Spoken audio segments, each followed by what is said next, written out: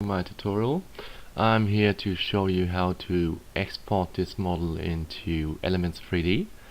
I'm going to use OBJ export, so I'm going to go frame by frame so we get the animation and then import it into Elements as an OBJ sequence. Hopefully in future versions we can export each frame so we don't have to do it manually, and we'll see.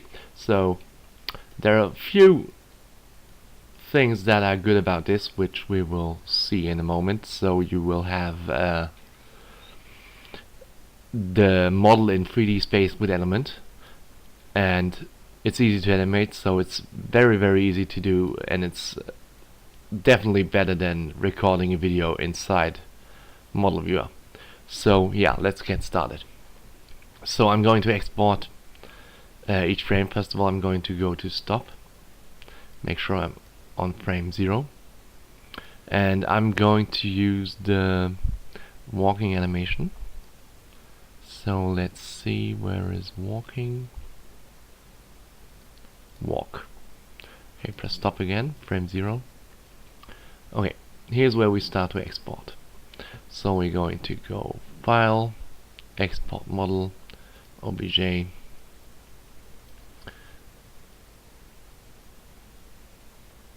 and we are going to desktop, and I'm just creating a folder right now.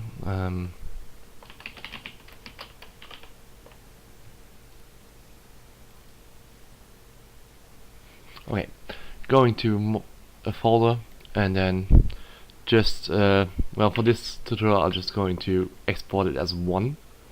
You can name it, but remember to, if you name it, let's say Sorfang, because that's Sorfang, remember to put a number on it, because we will export multiple and we want to have them numbered. Yeah, let's do Sorfang. No, let's just do 1 because it's easier. Okay, let's export it to 1. Export successfully. Now I'm going to use my mouse wheel and do a mouse wheel down, and it brings me to frame 21. You can try to do it manually and get every frame, but every frame would be tedious work because it's like 1,000 frames. So I'm going to use the mouse wheel to skip frames, and it will always skip 20 frames. Okay, so exporting frame number 2. Then you export frame number 3.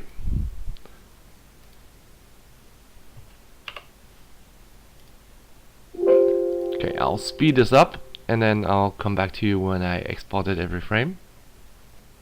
Okay, we have finished exporting every frame, which is 52 frames for this example. It also exports every texture the same amount of time, so we don't need that. So we'll leave the one with the number 1 and delete every other texture. So select those, delete it, and then alright, we have that texture, and then we'll delete the MTL files as well. Let's see. Okay. Oh, we'll just leave them. It doesn't matter. Okay, so now we want to go into After Effects and Element. I assume you already have your footage for the scene. I will use that in a second. You don't need it to, I mean, you could use some footage or some image you want, so I'm not going to show you how to record your scene. Yeah, so I'll see you in After Effects. Alright, we're in After Effects now. So yeah, it's a new project, so I'm just going to do new composition, new composition, and then I'll set it to 30 frames. That's okay for the testing, and HD. Okay, I've got transparency on, so yeah. So let's create a new layer, solid, call it element. Doesn't matter what color it is. And okay, you go into Effect, Video Copilot, Element, and it will add element to your solid.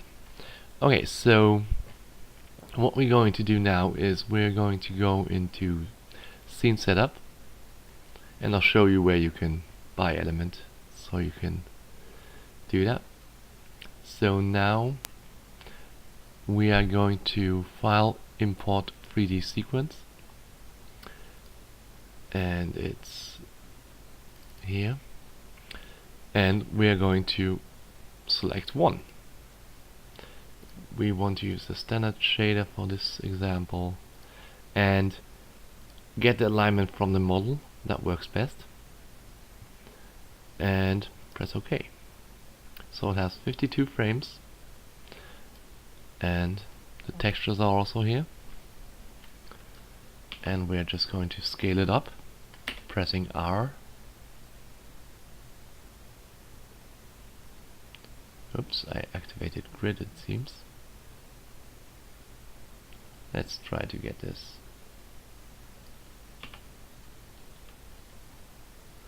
I somehow, yeah,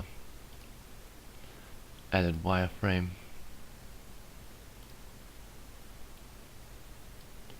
Alright, so this is the model. Unfortunately, I have no idea how you can preview the animation here. You could just go to frame offsets and then you can see it. So the animation is in, and it's also set to repeat. I'm not sure where it's set to repeat, but it is set to repeat, so it will loop, which is good. Alright, so to preview we will add a dramatic light or cinema light just to see. You can play with the texture settings, of course. I mean, you can add specular, maybe bake your own speculars and add some cool features to it. Okay, so in this case we are going to press OK, and there he is, very small. And we are going to add our scene. So I've got a scene here which I can use.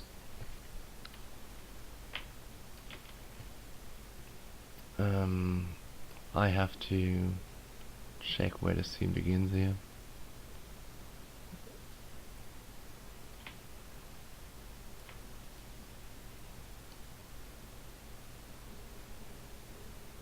Yeah, let's just start about here.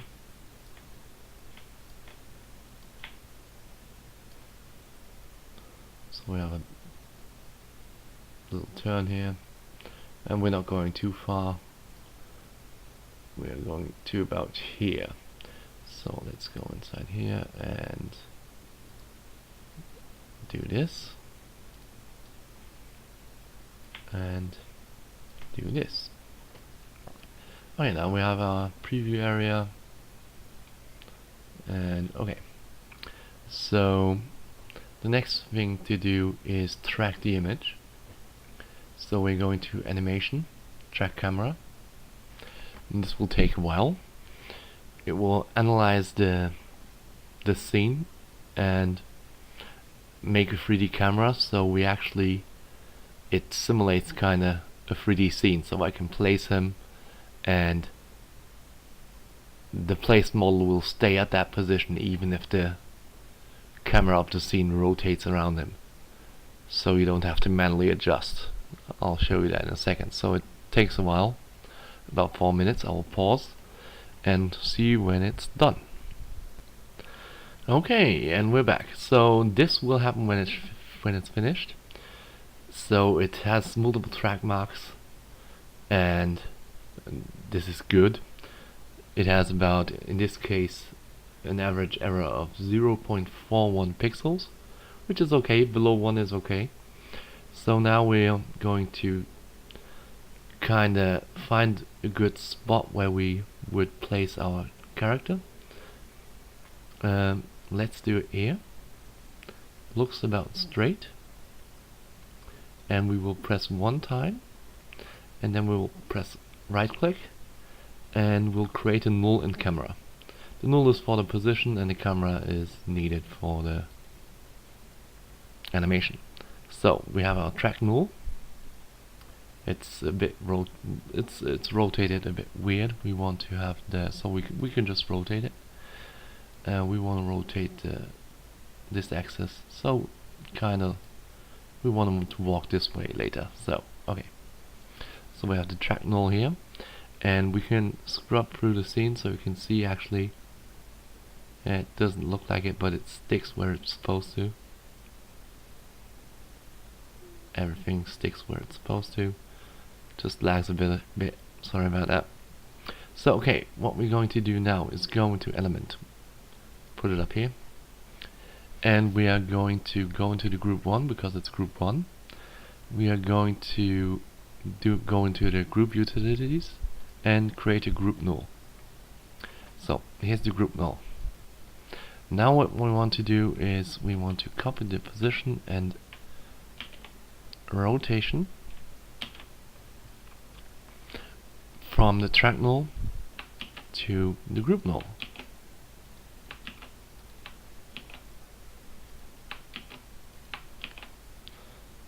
I'm doing this because if you have multiple tracks and multiple groups, you want them sorted, so it's always good to do this step. Okay, so this should be it, and we can see we don't really see him, so let's go into the particle look and adjust the size of this fella. And this part happens sometimes. He's not rotated in the right way, so what we're going to do is in element particle rotation, and we're going to check which one we will need. So we will need this to 90 degrees, I'm guessing. Y rotation should be 180, and then should be the right position in this case. So when I drag this, it should look quite good. Okay, Control Z. So let's check. Yeah, it looks in place. That was all the hard parts actually, so now comes the easy part. So you have the group null. The only thing you basically do is change the position of the group null. So keyframe here, and we want him to walk, so we'll just go on the last keyframe here. Oops, I have to go on. Yeah, let's just go here. That's okay. And we are going to move him on this axis. I don't know if I have to go, but we'll check.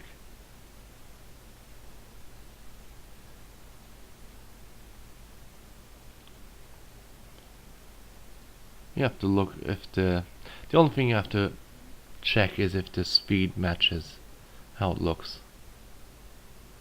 So it looks quite okay. He's going walking. Alright. So that's the basic step. There is no shadow in element. Well, there is shadow, but it's not working on 2D scenes. But I found a solution which works. It's not the best solution. I'll show you in a bit. Just a little break. Okay, so to make the shadow, let's do this. This is going to be a bit complicated. So we are going to copy this element layer. We're going to switch off the top one. That's going to be our main element layer, and we of course want the keyframes on the second one. We will have to create a new Let's call this one shadow. We're going to have to create an, well, just do unlink and create a new one. Now I can't remember which one I created. Okay, 27, and same here. We need the same position and same rotation as this one. Position and rotation. Okay, so we are going to copy this to here, this to here, and this to here. Same with rotation. Orientation, I mean. Alright, so it's on the same position. Now we're going to, oops, copy both of those keyframes. So it actually moves the same way we set it up earlier. So we have element and shadow, both walking away. So this will be our shadow. We are going to the scene setup for this one, for the shadow one. And how I did it was, I'll just create a plane, which basically is the recipient of the shadow. Just leave it at that size, I guess. Alright. Alright, so of course it looks a bit weird, but we'll fix that. So we are going to change it to multiply, which will kind of get rid of it. We'll check that in a second. Yeah, let's just check how it will look.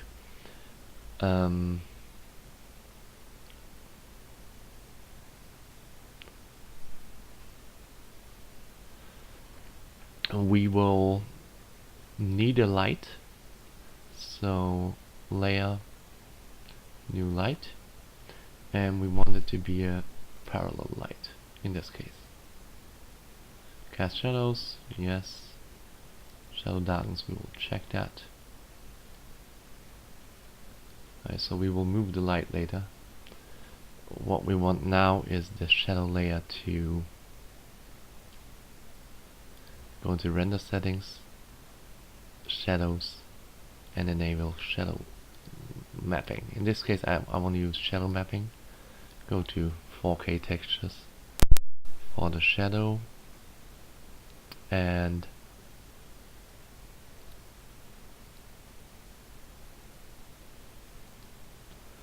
yeah, do eight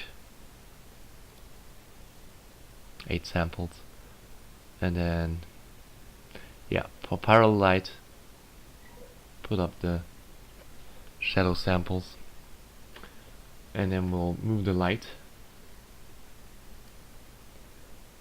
So let's see. It's fiddling around a lot, figuring out where you want the light to be.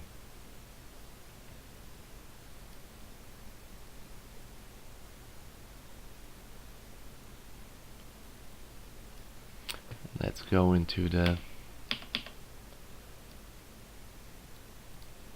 point of interest position.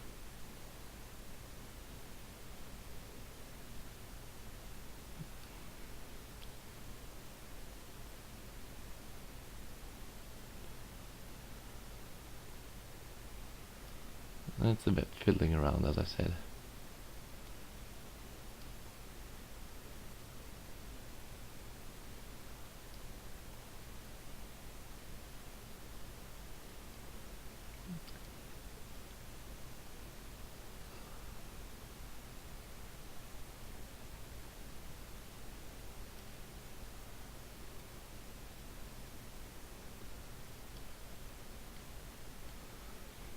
Alright, so we have a shadow here.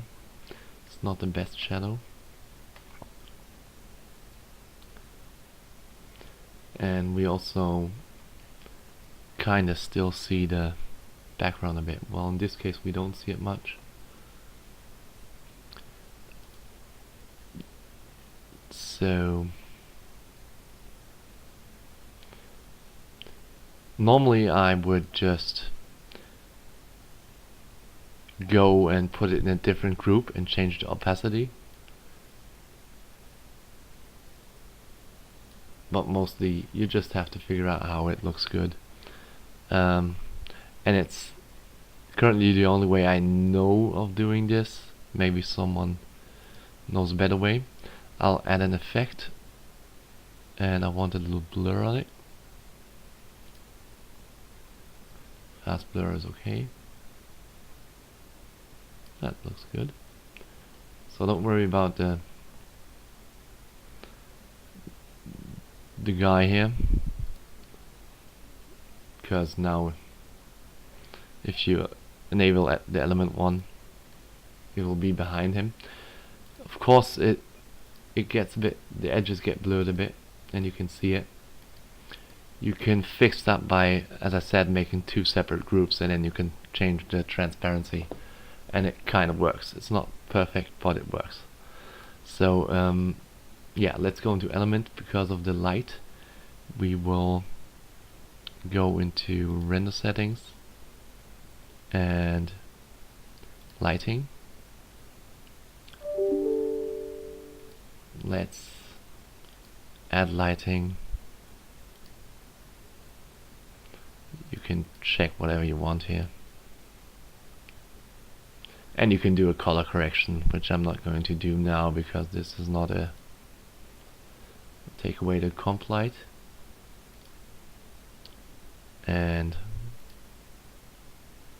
yeah, let's go with basic. You could kind of just go into color correction, add a curves adjustment, and then go to the green channel, add a little green, take away a bit of red, and take away a little blue, and you can kind of mix it up as you go. Okay, so we've got a curve setting here, and so what happens now is when we go through the animation, both the shadow is moving and the guy is moving.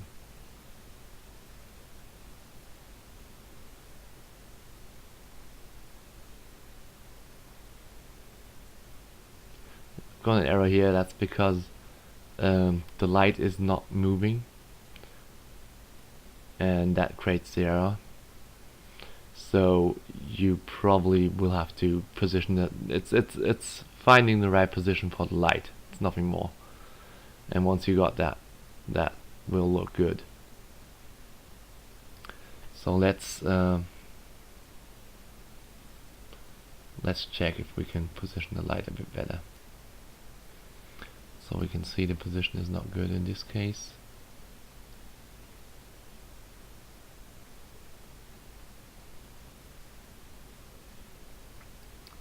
Alright.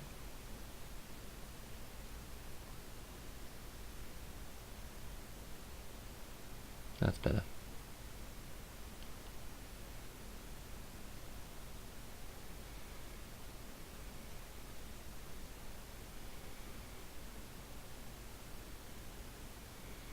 Alright, let's pause the video. I will render this and then we'll check it out. Alright, so here we are. As you can see, he walks a little bit too fast. You can see that he walks a bit fast. That's easily corrected. Just pre-render it, change the frames, make him walk slower, and that every time he puts his foot down, you can pause the keyframe and then continue walking. But yeah, it looks good. We could do a little motion blur, we could do motion blur in the background, but that's basically how you can use element with OBJ sequence to do animations in After Effects, which in my opinion looks quite good. And the shadow's good. Looks great. Alright. Thanks for watching, guys, and see ya.